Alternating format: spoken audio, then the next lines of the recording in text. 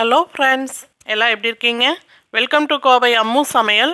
இன்றைக்கி நம்ம kitchen tips video தான் பார்க்க போகிறேங்க. ஸ்கிப் பண்ணாமல் பாருங்கள் ஃப்ரெண்ட்ஸ். அப்போ தான் அடுத்தடுத்து நான் என்னென்ன டிப்ஸ் சொல்கிறேன்னு உங்களுக்கு தெரியுங்க. இப்போ ஃபஸ்ட்டு டிப் பார்க்கலாங்க. நார்மலாகவே வீட்டில் வந்து பூரிக்கு குருமாவோ மசாலாவோ செய்யும்போது நம்ம கொஞ்சம் வந்து ஏமாந்துட்டோன்னா பார்த்திங்கன்னா அது ரொம்ப வந்து கெட்டியாயிருங்க.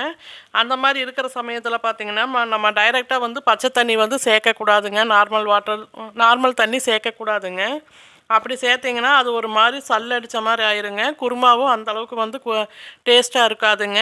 அந்த மாதிரி இருக்கிற சமயத்தில் இப்போ பாருங்கள், நான் சுடுதண்ணி வந்து சேர்க்குறேன் பாருங்கள். இந்த மாதிரி சேர்த்து நல்லா கலக்கி விட்டுட்டு ஒரு டைம் கொதிக்க வச்சுட்டு அடுப்பை ஆஃப் பண்ணிங்கன்னா உங்களுக்கு அந்த குருமாவோட டேஸ்ட்டு கொஞ்சம் கூட மாறாதுங்க.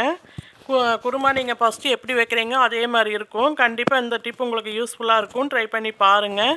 இப்போ அடுத்த டிப் என்னென்னு பார்க்கலாங்க. நார்மலாகவே நம்ம எது சமைச்சாலும் பிடிச்சாலும் எது வச்சு வதக்கினால்னா நம்ம தாளிப்பு கரண்டியெல்லாம் வந்து அப்படியே டைரெக்டாக தான் அடுப்பு மேலே வைப்பாங்க. அந்த மாதிரி வைக்கும்போது பார்த்திங்கன்னா அடுப்பு மேலே வந்து நம்மளுக்கு கரை பிடிச்ச மாதிரி ஆயிருங்க.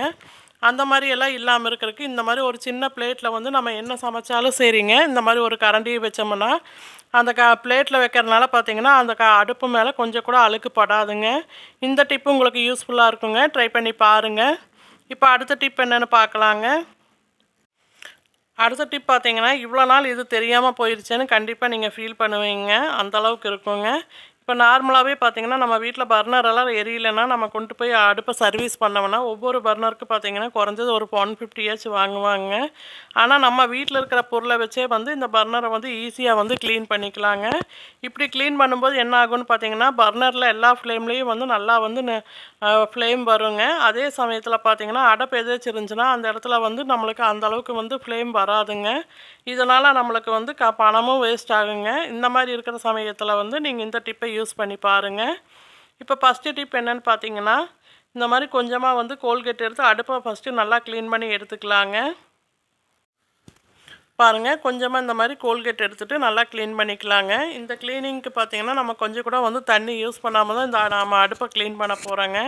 அதுக்கு பாருங்கள், நான் இந்த மாதிரி ஒரு ஸ்பாஞ்சை வந்து தண்ணியில் லைட்டாக வந்து நனைச்சிட்டுங்க நல்லா புழிஞ்சிட்டு இந்த மாதிரி வந்து தேய்ச்சி கொடுக்குறேன் பாருங்கள் அடுப்பை. இந்த மாதிரி வந்து அடுப்பை நல்லா வந்து தேய்ச்சி கொடுங்க. நீங்கள் தேய்க்கும் போதே வந்து அடுப்பில் இருக்கிற எண்ணெய் பிசுக்கு அழுக்கு எல்லாமே வந்து சுத்தமாக போயிருங்க.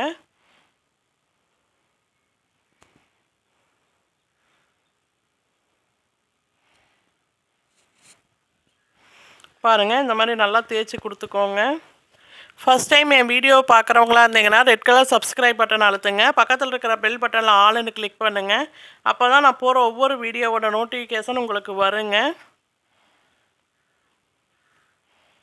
இப்போ பாருங்கள், இந்த மாதிரி நல்லா வந்து அடுப்பை வந்து நல்லா சுத்தமாக வந்து தொடச்சி எடுத்துக்கலாங்க.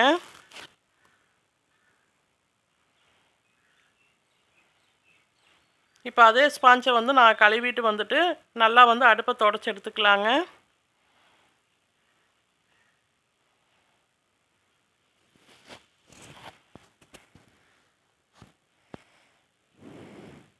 இப்போ பாருங்கள், நல்லா தொடச்சி எடுத்தாச்சுங்க. இப்போ இது மேலே வந்து இந்த மாதிரி ஒரு காட்டன் துணி வச்சு நல்லா ஒரு தொடச்சி விட்டுக்கலாங்க.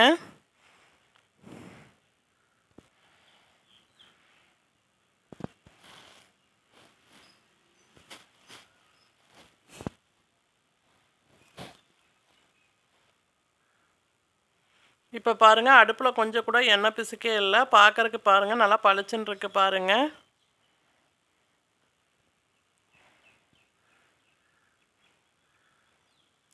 இப்போ அடுத்தது என்னன்னு பார்த்தீங்கன்னா, நம்ம பர்னரை வந்து எப்படி க்ளீன் பண்ண போகிறோம் வீட்டில் இருக்கிற பொருளை வச்சேன்னு பார்க்க போகிறோங்க. அதுக்கு பாருங்கள், ஒரு சின்ன பவுல் எடுத்துருக்கேன். அதில் ஒரு 1/2 ஸ்பூன் கிட்ட வந்து நீங்கள் பேக்கிங் சோடா சேர்த்துக்கோங்க.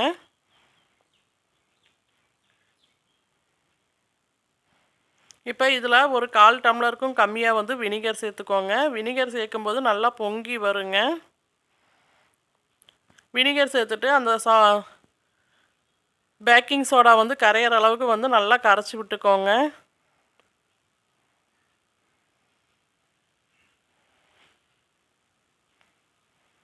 பாருங்கள், இப்போ நல்லாவே கரைஞ்சிருச்சு பாருங்கள். இப்போ அடுப்பு மேலே இருக்கிற பர்னர் எடுத்து வச்சுருக்கேன் பாருங்கள். எடுத்துகிட்டு இந்த மாதிரி ஒரு சிரஞ்சின்னு எடுத்துக்கோங்க. எடுத்துகிட்டு நம்ம ஆல்ரெடி வந்து ரெடி பண்ணி வச்சுருக்கிற லிக்யூடில் வந்து இந்த சிரஞ்சின் மூலிமா இந்த லிக்யூடை எடுத்துக்கோங்க.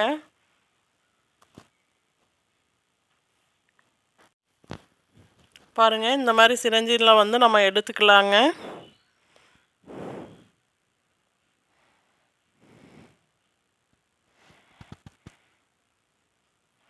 நம்ம சேர்த்துருக்கிற வினிகரும் சோடா உப்பும் வந்து சேரும்போது பார்த்திங்கன்னா நம்மளுக்கு சுத்தமாக அடப்பு எதாச்சும் அந்த பர்னர் கூட அடப்பு இருந்தாலும் சுத்தமாக போயிருங்க.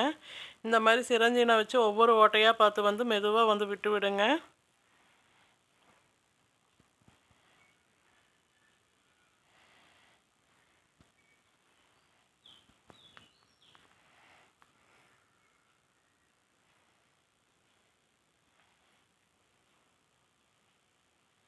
இப்போ பாருங்கள், பர்னர் 2 பர்னர் மேலேயும் வந்து சிரஞ்சியில் இந்த தண்ணி எடுத்து சேர்த்துக்கலாங்க.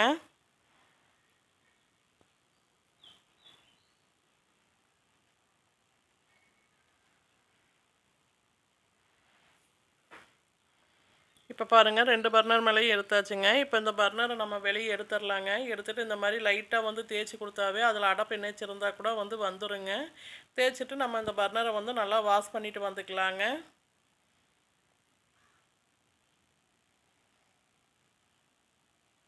பாருங்கள், அதே மாதிரி ஒரு டவுல் எடுத்துட்டுங்க. நம்ம இப்போ வந்து தண்ணி விட்டுருப்போம் இல்லையாங்க அடுப்புக்குள்ளே, அதை வந்து லைட்டாக அந்த மாதிரி வந்து நல்லா தொடச்சி எடுத்துக்கலாங்க.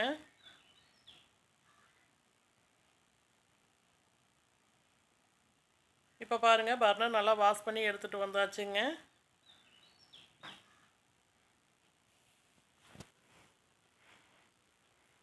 இப்போ அடுப்பு ஆன் பண்ணி காட்டுறேன் பாருங்கள். எந்த அளவுக்கு ஃப்ளேம் வந்து எரியுதுன்னு நீங்களே பாருங்கள். பாருங்கள், எந்த அளவுக்கு சூப்பராக எரியுதுன்னு பாருங்கள். கொஞ்சம் கூட அடப்புங்கிறதே இருக்காதுங்க. இதனால் பார்த்திங்கன்னா நம்ம பல ஆயிரத்தை மிச்சப்படுத்தலாங்க. நம்மளுக்கு கேஸ் வந்து அதிகமாக வீணாகாதுங்க. ஃபுல் ஃப்ளேம் வரனால நம்மளுக்கு கேஸ் ரொம்ப நாளைக்கு கூட வருங்க. கண்டிப்பாக இந்த டிப் உங்களுக்கு யூஸ்ஃபுல்லாக இருக்கும். ட்ரை பண்ணி பாருங்கள்.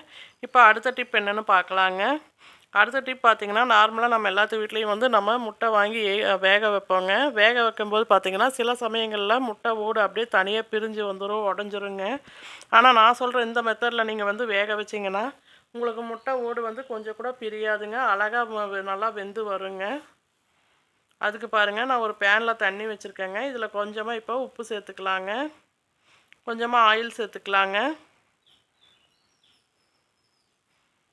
இப்போ இது கூட சேர்க்க வேண்டிய முக்கியமான பொருள் பார்த்திங்கன்னா வினிகருங்க. நம்ம எடுத்து வச்சுருக்கிற முட்டையெல்லாம் இந்த மாதிரி ஒவ்வொன்றா சேர்த்து கொடுத்துக்கலாங்க.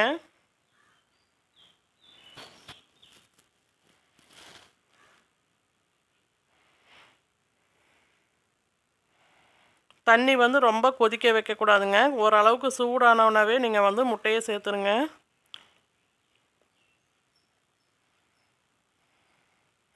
இப்போ இது கூட கொஞ்சமாக வந்து வினிகர் சேர்த்துக்கலாங்க. இந்த வினிகர் சேர்க்கறனால பார்த்திங்கன்னா முட்டை சீக்கிரமாக குயிக்காக வெந்துடுங்க. அதே சமயத்தில் பார்த்திங்கன்னா அந்த முட்டையோட ஓடெல்லாம் வந்து உடஞ்சி வராதுங்க. முட்டை நல்லா வெந்து வருங்க. இந்த டிப் உங்களுக்கு ரொம்பவே யூஸ்ஃபுல்லாக இருக்கும். ட்ரை பண்ணி பாருங்கள். இந்த டிப் உங்களுக்கு பிடிச்சிருந்தா லைக் பண்ணுங்கள், ஷேர் பண்ணுங்கள், கமெண்ட் பண்ணுங்கள். Thank you all.